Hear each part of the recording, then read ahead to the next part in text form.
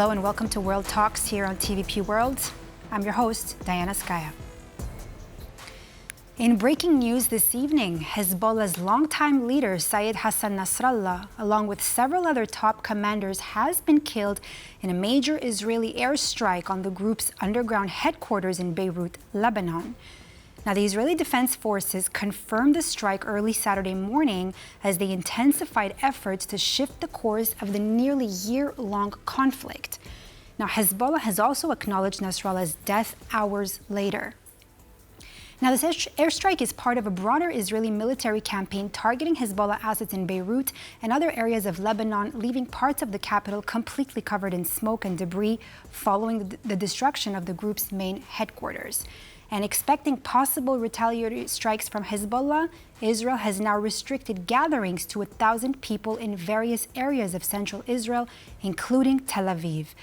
Now, to explore the political and regional implications of the current unfolding situation, I'm joined by Marcin Krzyżanowski, Middle East expert from the Jagiellonian University. Sir, good evening. Thank you so much for being with us here on TVP World this evening. Good evening, and thank you for the invitation.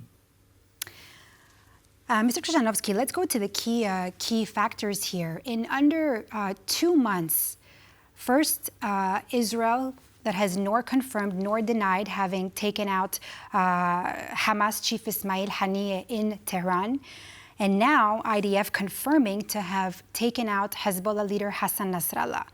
So a big question, what impact would you say is Nasrallah's death to have on Hezbollah's operations moving forward and their strategic objectives? What happens now?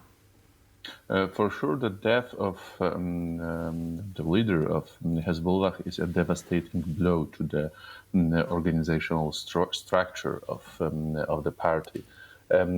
But also for sure, it is not a decisive blow as Hezbollah is still firing rockets toward Israel. The organization and its military forces is still intact.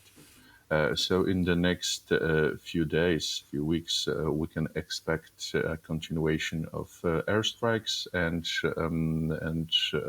missile bombardment from both of the side, with possible escalation option on the table, as Israel is possibly planning land invasion on the Lebanese territory.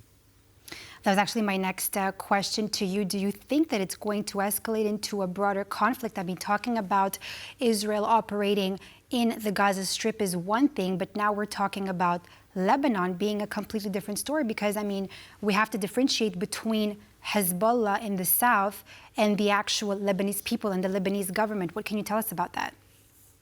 There is a huge possibility of escalation. Israeli offensive is still possible, although unlikely at the moment. It looks like that the airstrikes at the moment are enough to weaken the Hezbollah power. But to defeat it completely, the land operation will be necessary. And with the land operation, there is a high risk of further escalation. Israel has many enemies in the area, just to say Syria and Iraqi Shia militias and terrorist organizations. So the whole region is still in danger. Although, in my opinion, the situation will not deteriorate into the full-scale regional war. Sure, but I mean, just coming back to something that you just said is very, very interesting. You know, we were talking about Israel possibly doing this ground invasion in Lebanon. But do you think that, now let's talk about the Israeli side here. Let's talk about the over 70,000 Israelis that have been evacuated since the 8th of October, right? Since Hezbollah was the one to begin striking Israeli territory, of course, in support with the Palestinians, showing their support for Hamas. How is that going to look like? Does Israel, would you say, I mean, you are a Middle Eastern expert, would you say that Israel is going to be able to achieve this goal of theirs, which they said is to have all these almost 100,000, right, Israelis go back to living in the north, where these clashes have been ongoing for almost a year now? It will be very hard to achieve. As I said before, Hezbollah still pose a serious threat to the north of Israel and its inhabitants, and is badly damaged, but still kicking. Since October last year, since the beginning of current phase of the war, Hezbollah fired approximately 8,500 up to 9,000 missiles and rockets to northern Israel. And in the next few weeks, Israel will try to clean up the southern Lebanon from Hezbollah. But chances to achieve the main goal of the current campaign, the return of fugitives to northern Israel, will be hard to achieve. Let's talk about Hezbollah's sponsors, mainly being Iran, right? The Islamic Republic of Iran. How do you think they're going to react to this? I mean, a little over a month ago, Iran said it would retaliate for Ismail Haniyeh's killing. It hasn't really happened. We can't really say that it happened. If anything, Israel has been intensifying its war, targeting Iran's proxies. But now, really, this time around, I mean, this is a big blow to the Islamic Republic. How is Iran and Syria going to react to this? That's a very important and interesting question. As you said, Iran didn't respond, at least not violently, to the assassination of Ismail Haniyeh in Tehran. But the assassination of Ismail, chief of Hamas, was a blow more to the Iranian reputation, not the force itself. The death of Hassan Nasrallah is a blow to Iranian assets and Iranian interest. However, it wasn't a direct attack on Iranian soil or Iranian military personnel, although one of the members, high officers, died of Iranian Revolutionary Guard, was killed on the sideways in that attack with Hassan Nasrallah. In Iran, opinions are mixed. Some of politicians are calling to all-in war, to jihad against Israel, but more voices are against direct involvement. More voices are calling to more moderate response, to rebuild the Hezbollah and to support it even more than before. Iran is on the path of so-called strategic patience. Iran is sure that in direct confrontation with Israeli Air Force, it stood no chance. So asymmetric conflict, asymmetric warfare, and using proxies is the best, if not only, possibility to harm to Israel, to damage Israeli state.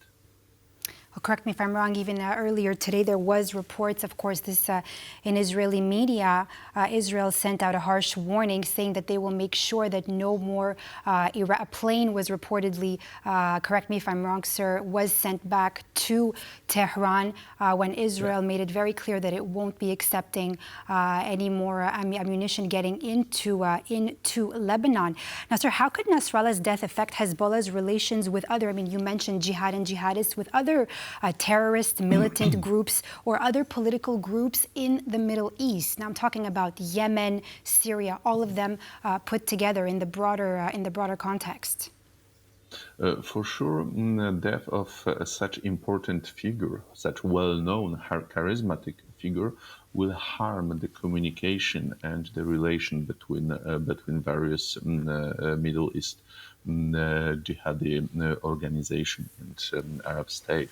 Hassan Nasrallah was the chief of Hezbollah since 1992, so quite long. And as I said, he was a well-respected figure, respected especially for his performance during 2006 second war between Israel and Lebanon. Such figure can't be replaced very quickly and very easily, as the personal threats, personal quality of person is important in relations between jihadi organizations. Those are illegal groups, so the personal contacts are crucial. The new leader will need to enter into the very big boots left by Hassan Nasrallah, and it will be a very hard and long-term process to achieve such high and renewed position among the Middle Eastern politicians and jihadists. How do you foresee in this case, it's such a complex region and a complex as well country to understand, how do you foresee the Lebanese government reacting to this as well? Can they have a say in what happens in possibly the selection of Hezbollah's future leader? The problem with the Lebanese government is that is not only very weak, but in some areas literally non-existent. Lebanon is, unfortunately for the Lebanese and for the region, a failed state, a state which doesn't control its own territory and has no monopoly of use of the force. Hezbollah is fully autonomous, fully independent from Lebanese government. So the Shia and the Sunni and Christian politicians will have no voice in the internal debate of Hezbollah, and the party itself, the organization itself, at the moment is in the state of chaos, not complete one, not in disarray, but there is a chaos in the middle ranks of the organization, and it is not 100% clear who exact will replace fallen leader. And really quickly, I'll just, let's to keep it short, a yes or no answer, sir. It's such an interesting topic. Do you think that diplomatic options are available to de-escalate the situation between Israel and Lebanon? No, definitely no. Thank you so much, Marcin Krzyżanowski, Middle East expert from the Jagiellonian University, for breaking out this complex region for us between Hezbollah and Israel. Thank you so much. Thank you very much, and good night. Have a good evening. And that's all for this edition of World Talks here on TVP World. I'm Diana Skaya. Up next, more news. Stay with us.